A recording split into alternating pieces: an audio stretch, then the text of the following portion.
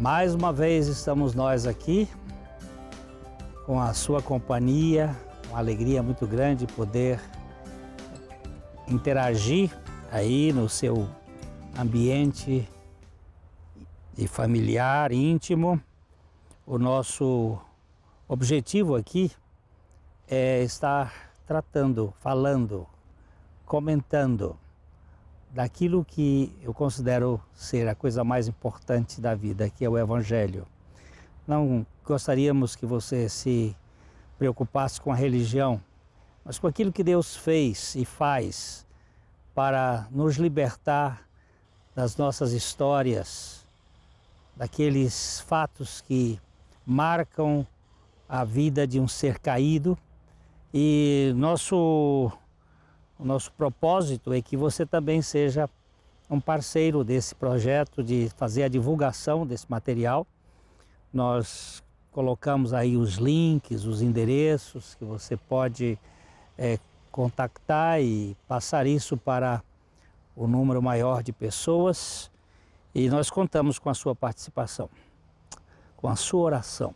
Ore por nós, para que nós sejamos fiéis nesse projeto e que, se for da vontade de Deus, outras pessoas conheçam o verdadeiro Evangelho e que isso chegue nos corações de mais pessoas.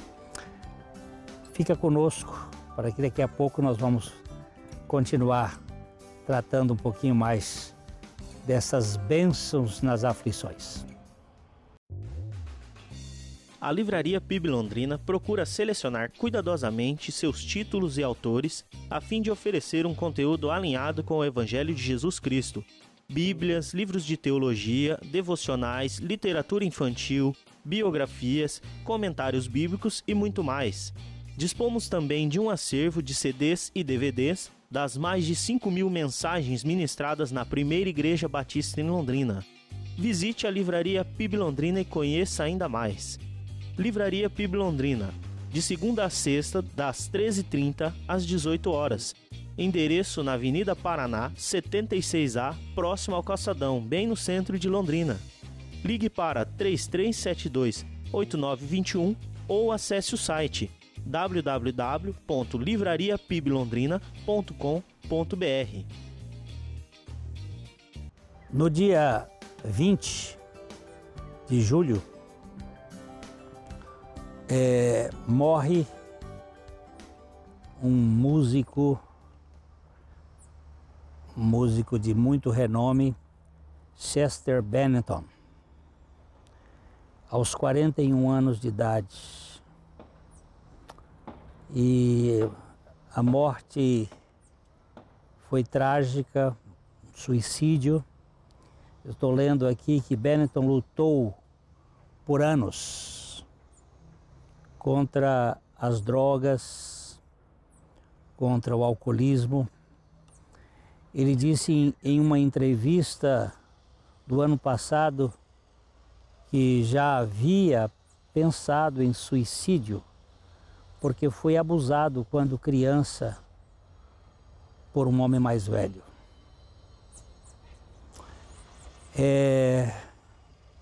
Essa história triste de um cantor de sucesso, uma pessoa que tinha dinheiro, tinha reconhecimento, tinha nome perante a sua plateia, mas estava faltando alguma coisa de significado. Nós vivemos num mundo caído, em um mundo de sofrimento. Ninguém está isento aos trancos e barrancos, às dores. E eu olho a história deste cantor do Linkin Park e penso o seguinte: o Chester foi abusado. Quantas pessoas são abusadas? Eu também fui abusado. Como você vai reagir ao abuso? como você vai encarar essa questão? Como você vai tratar desse problema? Carregar sozinho a sua dor é insuportável. Nós precisamos de um Salvador, não de uma religião, mas de um Salvador que se compadeça das nossas dores, dos nossos problemas. Eu gosto muito de um texto das Escrituras, em Hebreus, no capítulo 4, que ele vai dizer que, verso 14, tendo, pois, a Jesus, o Filho de Deus, como o grande sumo sacerdote que penetrou os céus, conservemos firmes a confissão, porque não temos um sumo sacerdote, versículo 15, que não possa compadecer-se das nossas fraquezas, das nossas debilidades, da nossa fragilidade, da nossa falta de força, de capacidade. Antes, foi ele tentado em todas as coisas à nossa semelhança, mas sem pecado. Então, o escritor aos Hebreus diz: acheguemo-nos, portanto, confiadamente junto ao trono da graça, a fim de recebermos misericórdia e acharmos graça para socorro em ocasião oportuna. Nós precisamos, todas as pessoas neste mundo precisam mais do que dinheiro, do que conhecimento, do que prestígio, do que admiração. Nós precisamos de salvação. Salvação de nós mesmos, da nossa culpa, da nossa vergonha, daquilo que nos causa vergonha, daquilo que nos causa medo, daquilo que gera em nós amargura, ressentimento, de todas essas histórias que ferem o íntimo. Nós precisamos de algo mais profundo. E aqui o escritor diz: acheguemo-nos, portanto, confiadamente, junto ao trono da graça. Este trono que derrama graça graciosamente, a fim de recebermos misericórdia e acharmos graça para socorro. Esta palavra é muito importante, que é uma ideia de ajuda, de cuidado, quando você está naquele ponto crucial, nas ocasiões oportunas. Essas duas palavras, graça e misericórdia, elas são como dois remos que você usa no barco. Você não pode nem puxar de um lado mais, nem do outro, porque senão o barco ou entorta para um lado ou entorta para o outro. Tem que ser equilibrado. Graça e misericórdia são duas palavras que têm significados importantes. A graça, ela fala do lado positivo e a misericórdia do lado negativo. Ou seja, misericórdia é Deus não dar aquilo que eu mereço. Misericórdia é Deus cortar a influência do mal. Eu merecia o inferno por causa do meu pecado. Deus me tirou do inferno. Isto é o conceito da misericórdia. A Bíblia diz que Deus encerrou a todos debaixo da desobediência a fim de usar de misericórdia para com todos. Seja judeu, seja grego, seja romano, seja brasileiro. Esta misericórdia de Deus está pertinente para todos. E graça é Deus dar o que nós não merecemos. Se misericórdia Ele não nos dá o que merecemos, graça é Deus dar o que não merecemos. Eu não merecia a intimidade com Deus, o céu, o relacionamento com Deus. E pela graça Ele nos dá. E quem não tem isto, como é que vai se sustentar? Quem não tem esse suporte no seu interior, vai ter que se carregar debaixo de muita luta, muita confusão. E o que aconteceu com Chester. Uma hora de profunda depressão e de falta de esperança, de falta de perspectiva. Eu tenho encontrado muitas pessoas que, pela graça do Senhor, estavam prestes a passar por algo semelhante, mas ao conhecer o Deus de toda graça, o Evangelho de Jesus Cristo, essa pessoa ganhou uma revelação e foi trocada, foi mudada, foi transformada de dentro para fora. Eu tenho uma carta de uma jovem que entrou em nossa comunidade há algum tempo atrás. Ela veio com o propósito de ouvir alguma coisa, porque alguém lhe falou, mas ela já estava com aquela carta preparada para dar o fim na sua vida. Por falta de sentido, por falta de significado. Mas ao ouvir do Evangelho, ao ouvir do que Cristo fez ali na cruz, que aquela morte de Jesus não era a morte de um nazareno, de um homem simplesmente, de um rabi, de um mestre, não era a morte de alguém lá da Palestina, lá de Israel, mas era a morte de um homem que incorporava a humanidade, que morria uma morte coletiva, que não só nos substituía naquela cruz, mas nos incluía nela. E ele morria a minha morte.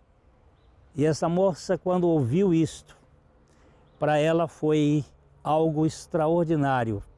Veio a revelação. E ela mandou as duas cartas. A primeira, que ela tinha feito contando a sua história, de que ela ia eliminar a sua história. E a outra contando a partir daquele momento, quando o Espírito Santo trouxe luz para o seu coração, de que ela já havia morrido na cruz com Cristo e ressuscitado juntamente com Cristo. Assim como nós pecamos em Adão, nos tornamos uma raça caída, em Cristo, Cristo fez isto, para que todo aquele que nele crê não pereça, mas tenha vida eterna. Eu tenho lá as duas cartas, que ela traduz a sua luta e a sua esperança, e como o Senhor fez na sua vida. Neste mundo, nós não vamos viver sem abusos, sem dores, sem trombadas, sem acusações, sem mentiras.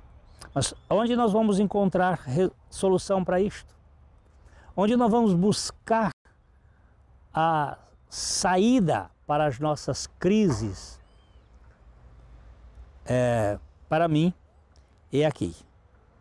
Em Cristo, temos um sumo sacerdote. Temos aquele que é a ponte que nos leva à intimidade com Deus, que pode compadecer-se das nossas fraquezas, que pode participar das nossas dores.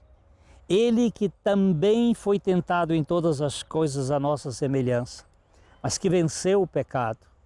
Ele pode nos salvar totalmente da nossa história. E nós vamos continuar falando um pouquinho mais daqui a pouco, depois dos nossos comerciais.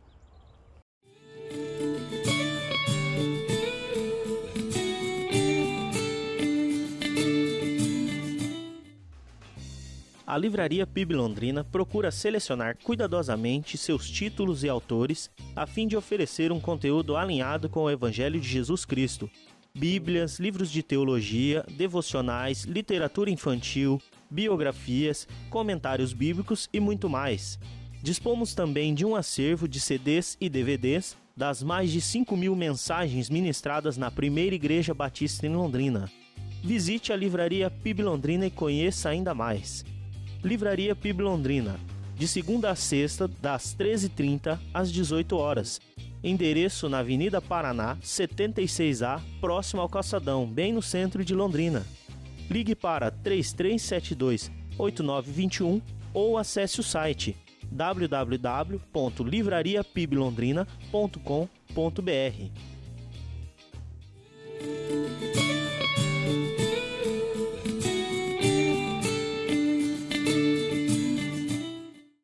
Este livrinho aqui faz parte de uma série de livros que nós temos escrito, chama-se A Glória da Cruz. E este aqui, ele já está na terceira edição, As Bênçãos na Aflição. Aflição é o que temos neste mundo. Ora, nós temos uma aflição ligada à nossa solidão. Vivemos num mundo que muitas vezes nos deixa sozinhos. A solidão pode nos levar a um mundo do vale sombrio, o lugar apertado, a bênção dos espinhos, quando você é ferido, machucado, e a bênção das tentações. Sei que muitas pessoas não gostariam de ser tentada, mas eu vejo que a tentação é uma bênção que nos mantém diante de Deus, nos coloca na perspectiva de buscar a presença de Deus. Eu dou graças a Deus por todas estas aflições, porque elas me levam para a comunhão. Eu vou à geladeira quando eu estou com fome, eu vou pegar alguma coisa, eu vou ao filtro quando eu estou com sede. A minha necessidade, os meus problemas me levam para o trono de Deus. Eu dou graças pelas lutas neste mundo. E Tiago, na sua epístola, ele fala: meus irmãos, versículo 2 do capítulo 1 de Tiago, meus irmãos, tende por motivo de toda alegria o passardes por várias provações. Esta palavra grega peirasmos, é uma palavra que pode significar tanto tentação, provação, apertos, dificuldades profundas. E ele levanta essa questão dizendo para ter motivo de alegria o passar por estas lutas, por essas dificuldades, por estas várias provações que nós passamos neste mundo. Sabendo que, verso 3, a provação da vossa fé, da vossa confiança, do vosso relacionamento com Deus, uma vez confirmada essa provação, ela produz a perseverança, a continuidade. Só os provados podem ser aprovados. É na luta, essa estabilidade, essa constância, essa tolerância que nós vamos adquirindo com as provações, fazem parte do projeto de Deus nas nossas vidas. Depois Tiago vai dizer um pouquinho mais, ora, a perseverança deve ter ação completa, ação terminada, para que não sejais, ou melhor, para que sejais inteiros, perfeitos, íntegros, em nada deficientes. Nós precisamos destes testes nas lutas que enfrentamos neste mundo. E quando somos testados e provados e afligidos, nós vamos para o trono de Deus, nós vamos para o trono da graça, nós vamos buscar do Senhor.